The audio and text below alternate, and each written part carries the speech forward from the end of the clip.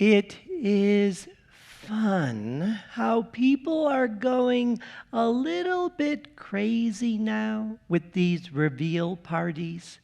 And what's even more fun is watching the reveal parties that don't go exactly how they had planned them. I mean, even if you look at this one, it's blue, so it's probably what? A boy, but of course, can you tell that's the word boy coming out of that box?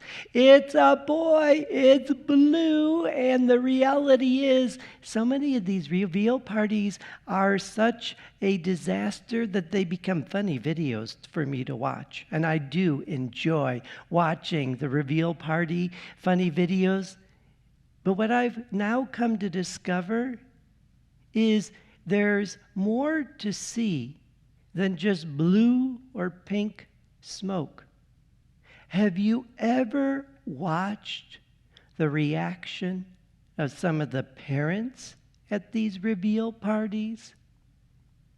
How come there's times where instead of being happy, they actually seem disappointed? Maybe they didn't want a girl.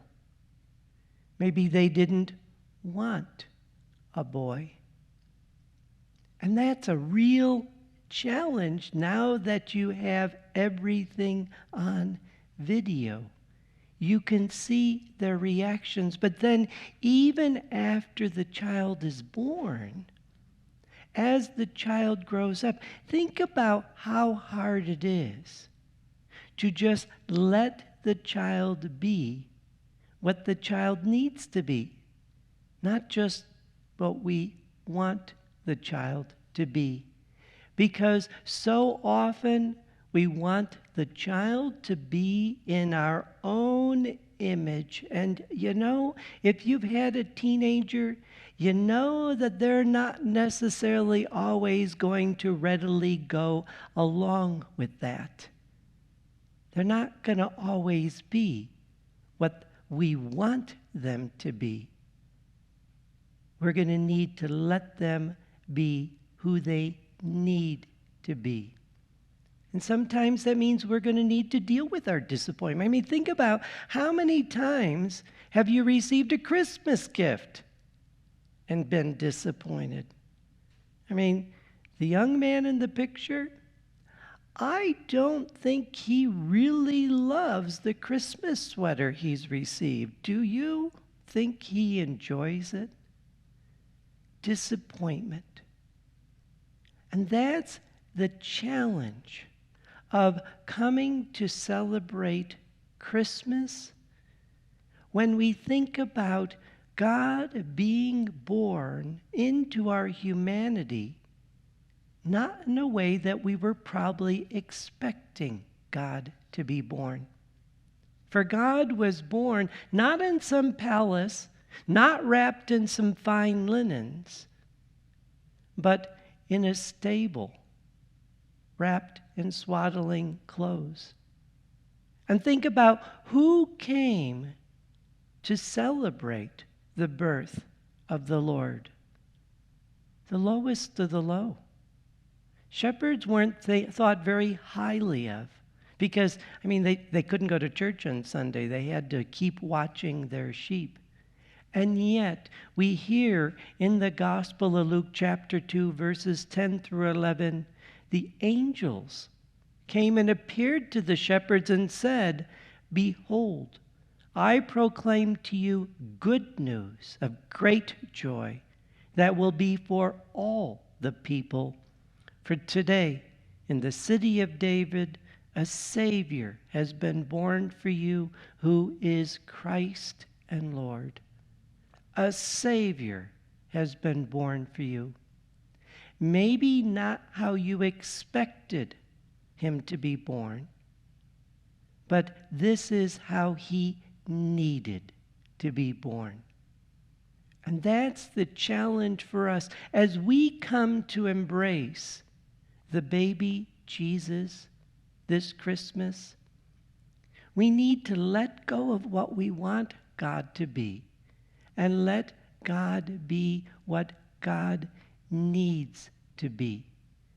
And what is God? We heard in our first reading very clearly from the prophet Isaiah, chapter 9, verses 1 and 2. The people who walked in darkness have seen a great light. Upon those who lived in the land of gloom, a light has shone. That's who God needs to be, that light in our darkness, especially during these challenging times, to be that light in our darkness. And so at the beginning of Mass, I invited you to get a candle. A candle.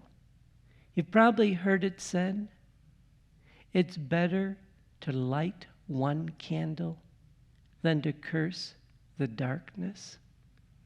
And so, if you haven't already done so, light that candle. Light that candle and have it illuminate the darkness.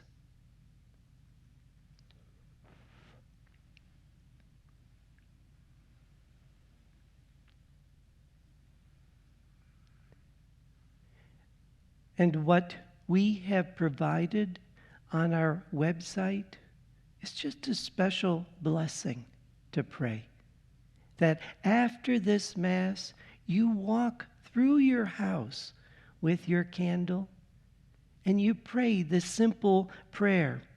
May the light of Christ surround us, the love of Christ enfold us, the power of Christ protect us, and the presence of Christ watch over us. Amen. That is what Christmas is about. Christmas is a celebration of the light that is Christ coming into our lives, if we let God be who God needs to be. Merry Christmas.